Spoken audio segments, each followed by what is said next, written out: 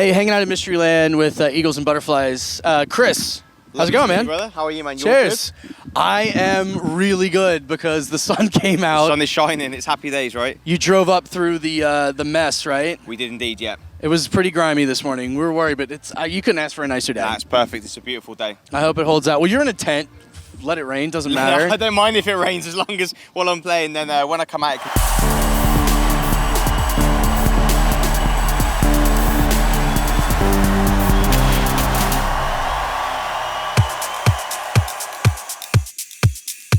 I love the fact that there is a haven for just legit like house and like techno at all times here.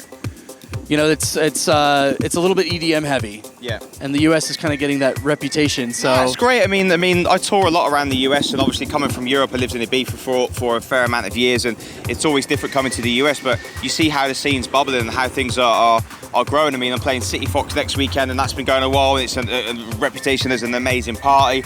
But each individual city's always got its own unique clique. It's got great vibes. Even if it's a lot smaller than the EDM stuff, if you've got that 400 or 500 dedicated people that will go to see the underground guys week in, week out, it's amazing to see how it's happening. So honestly, that's the best place to see that too. Exactly, you want to be in a small room in a Exactly. basement if you can. Exactly. It's fantastic. Yeah. So you've been moving around a lot. Originally UK, like you said, you've been in Ibiza for the last couple of years, but now you're in LA. Yeah, I moved to LA about 18 months ago, so I came there from Ibiza.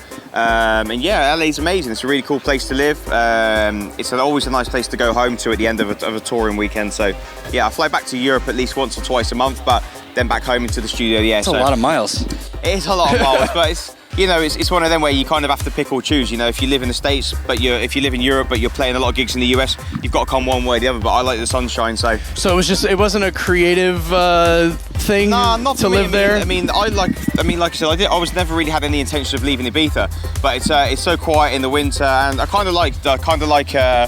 You know, for your creativity, moving around in the new locations and being somewhere different. I mean, I make a lot of my music on the road, but it's always nice having a fresh base for, you know, I was in Ibiza for a fair amount of years, like 3 years.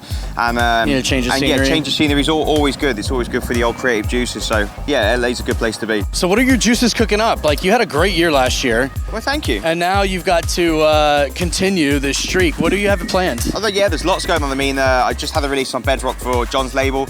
I've got a remix coming out next week for Ryex, who's one of my favourite musicians. He's half of The Howling with Frank Weidman from Arm, and he's the Acid. So that's coming out, and I've got a remix for Underworld coming out. I'm just working on a few other remixes for one of my favourite artists. I've got a big track coming out on probably my favourite label, which is coming out in September, which you'll all see. I've just started a new label called Art Imitating Life, which is looked after by my lovely friends Muting the Noise in Berlin, who run Innovisions, and a couple of others. And then, just lots of exciting stuff going on, really. It's like you're throwing me back to high school, like all the underworlds and the digweeds. Yeah. It's just like the good old warehouse amazing, days. But yeah, it's great. It's great to see that these acts are still kicking about and they're still as relevant as they ever were. I mean, John's a good friend of mine, and he's still one of the people. He's been around so long, but he's never changed the sound of his music to please anyone else.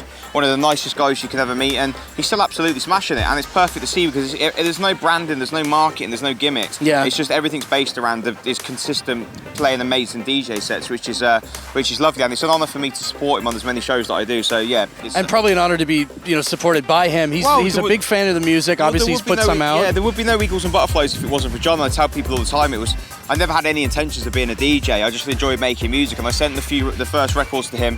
He signed them, and that was kind of where it all took off, really. And he's been a big supporter since. So did you have to learn DJing from there? No, I've been DJing for 10, 15 years. So you just never planned to do it professionally? No, I just never had any ambition to plan. I always loved making music. I had no plans of being on the road every weekend, but I'm absolutely enjoying it. There's keep chasing the sun. Yeah, I mean, for me, I'll never complain about anything. Whether you're stuck at an airport for 10 hours or whatever else, like I could be working in a supermarket. So you'll never hear this boy grumbling, mate. It's all good. Well, I mean, if that's the options, the supermarket or DJing on the Woodstock grounds for Mysteryland. It's a clear winner, right? Yeah, I think you made the right choice. Yeah. Dude, have a fantastic set. I can't wait to see it. We're going to be there and be sweating my ass off there with you in the Spiegel. Looking forward to it.